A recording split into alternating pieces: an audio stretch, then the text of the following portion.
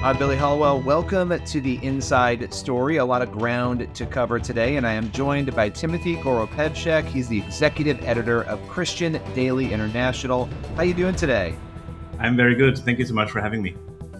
Well, thank you for coming on. You are just getting back from the Fourth Lausanne Congress on World Evangelism. This is a week-long event. And before we get into what happened at this event, what was heard and seen, for those who don't know, can you tell us a little bit about the gathering? Yeah, so it's the fourth gathering. And so there's a little bit of history. 50 years ago, in 1974, Billy Graham and some other leaders, including also John Stott, brought together 2,700 leaders from around the world to talk about how to basically evangelize the world and repenting for some of the shortcomings. And that was really a major event in history. And then from that, this movement emerged, Lausanne movement, and they held a few other gatherings, 1989 in Manila, and then 2010 in Cape Town. And now this is the fourth Congress that just took place basically on its 50th anniversary. And it brought together 5,400 people from 200 plus countries and territories. So it's basically the largest and most diverse event in the history of evangelicals. So quite a big deal. Wow. And a big deal in light of where things are right now. There's a lot happening in the church and a lot in particular happening in the world. So these are important conversations, to be having. For you, what was the most fascinating part of the week-long event? What was the thing for you that stood out the most about? And I know there were a lot of topics covered, a lot of ground covered, but what for you was the most interesting to observe? Yeah, I think sometimes these meetings they have different messages coming out and so on, but sometimes the meeting itself is a very strong message. So the theme was let the church declare and display Christ together. And actually the fact of just seeing believers from more than 200 countries coming together in one place is actually quite an amazing experience. And what certainly we realize nowadays is that there's a sense of a decline of the church in the global north and the US and Europe, but at the same time there has been huge growth in the global south, especially Latin America, Africa, Asia. So what you could feel and sense at this event was just this greater focus, including the fact that the event itself took place in Korea with a strong evangelical presence. So I think that flavor of more global south and less of the global north, just more diverse, I think that was certainly a highlight. Yeah, that's really interesting and important because I think it's easy for Americans and people in the West to get a little downtrodden and upset, obviously, about what's happening culturally, what's happening even with cultural Christianity. Obviously, you want authentic Christianity to be what's flourishing, but the diminishment of those things, it's easy to assume that's happening everywhere. Whereas what you just said obviously highlights the fact that that's not happening everywhere, that there is growth of the church in many parts of the world. And one of the things, though, that we are watching, even in the West, are these pockets of revival, and some people will use other words to describe them. Was there any sense that even in the West, based on what you were hearing and seeing, that there are pockets of revival, that there are these moments that even within a broader cultural, maybe denigration of faith, that we're seeing young people and others, even in the West, discovering Jesus at really interesting rates in those pockets? Yeah, there's certainly various developments related to it. One is just migration is a huge issue nowadays. You've seen levels of migration as never before. And what actually happens is a lot of these migrants come also from Christian countries and they bring then revival or like renewal within the church to Europe and also in some ways to the United States. So that is certainly a big development that we see. Another development that you also see, for example, in Europe, is that there's an unchurched generation, basically people, kind of who actually younger people who have no experience with church whatsoever. But then there is also a new openness for the church. But then the question is, how do we actually reach out to them in a digital age with so much distraction, with completely different environment than 50 years ago, what church leaders faced at that time. So there is opportunities and challenges, but certainly a lot of things are moving in the world today, including also in the West. Yeah. And, one of the topics obviously that came up, the Great Commission, and I know Dr. Michael O, the executive director, he had a lot to say about that. Can you tell us a little bit about the focus on the Great Commission and some of the helpful takeaways from that discussion? Yeah, certainly. One of the key things they wanted to focus on is that the Great Commission is not something that can just be fulfilled by people that have a church leadership role or a missionary role of some kind, but this is something for the whole church. So a theme of Lausanne has always been the whole church taking the whole gospel to the whole world. But now they're actually talking about people in the workplace. So how can we equip people who are working in white collar job or blue collar job or wherever they are? How can we equip them to share the gospel in their environment? Because without them, it will just not be able to actually fulfill the Great Commission. That was kind of a key theme. So how can we collaborate? How can we recognize their role, the holiness of the workplace, and the importance of these people to share the gospel today? Yeah, and it's, obviously it's a call that Jesus has for all believers there, the Great Commission, and togetherness was another topic that I know was emphasized during the conference. But like any Christian gathering comprised of human beings, there are going to be disagreements, there are going to be issues, and there were a few things that did pop up and happen during the gathering there. One was a speaker who spoke about Israel and Gaza, and I know that the organizers ended up releasing an apology after that. Can you talk a little bit about what was said and the reaction that led to that apology? Yeah, so whenever you bring together, as you say, such a diverse group, then you have diverse opinions, and no matter what you do, there will be someone saying something that offends some people. So in this case, there was a speaker who spoke about the injustice that actually the topic was injustice and speaking out about injustice, and it spoke about Gaza and how some people misuse dispensational eschatology that speaks about literally Israel, in the eschatology. That justifies violence against Palestinians. And she also spoke about hostages taken by Israel and Gaza and Hamas. So that triggered a strong reaction by people who were saying, how can this be, said from the stage of such a global event? And there were some unhappiness. And then eventually the organizers chose to issue an apology and ask for forgiveness that they didn't properly vet the speeches, which they received ahead of time. But then the apology actually triggered a stronger reaction, and not necessarily by people who agreed with what was said, but just by the fact that they said there is always something that is offensive. There were many things that were said that are offensive. Why was this singled out? Why was an apology issued in this way?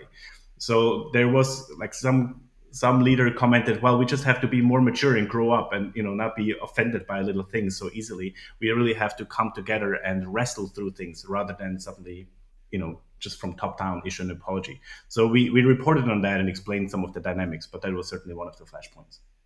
Yeah, and we will link out to that just to dig in a little bit more. The initial speech, can you go into a little bit more detail of what it was that, I mean, you glazed over, but I'd love to go a little bit more that upset people so much. What do you think was the line or the content that led to the initial reaction? Well, in some ways, the funny thing is, it was a 15-minute speech. It wasn't very long. It spoke about, Micah 6:8. What does God require of you? To walk humbly with the Lord and to speak up for justice and these things. And then she applied it to different contexts. And one of the war situations that she highlighted where there is injustice was this situation in Gaza, and with the 40,000 people who died in Gaza because of the Israeli response to the October 7th attack. But she did not mention the attack on October 7th as much as she mentioned the response. So people were saying, how can you emphasize the Palestinian suffering without recognizing what happened on October 7th? And then there's obviously a context, because she had previously been involved in another statement that also spoke on this issue. And people are saying, well, what does that have to do with the gospel to speak about this kind of injustice, rather than looking at the big picture and especially being more balanced? That was a major trigger. And just the other note about eschatology, this dispensational eschatology justifying violence. So there were people offended who said, well, they hold this view, but they would certainly not justify violence. So they felt that they were thrown into the same bucket. Well, I think to provide even more context for people, it's such a complex dynamic because you have Iran and these other things happening, right? Israel's a country, regardless of what side people are on this issue politically or theologically, it's a country that multiple nations would like to see exterminated and are publicly saying that. So you have all these dynamics going on around that. So it makes sense how if somebody comes in with a statement on it, there obviously is going to be a lot of opinion and feeling on that statement. And so it is interesting. They put a statement out to apologize. Then there's frustration. Wait, why are you apologizing for this? Right. So that is interesting. I know that there was also one other controversy over a statement that was released I believe, before the conference began. Take us through that. Yeah, so every Lausanne Congress had a statement that came out from the Congress. The first one was the Lausanne Covenant that was mainly drafted by John Stott, that emerged after, was drafted during the Congress. And then you had the Manila Manifesto in 1989, and then the Cape Town Commitment, which had two parts: a theological part prepared ahead of time, and then the practical part released afterwards based on the conversations at the Congress. But this time, the organizers released a sole statement basically like hours before the event itself began, and many people were taken by surprise. They did not know this would happen. And then obviously if you gather 5,000 people and you present them with a statement that makes the impression that this is coming out of the Congress, then there will be backlash. So people are saying like, we have no ownership of the statement, and there was a consultation process ahead of time, that's true, but there was no opportunity for people to speak into it.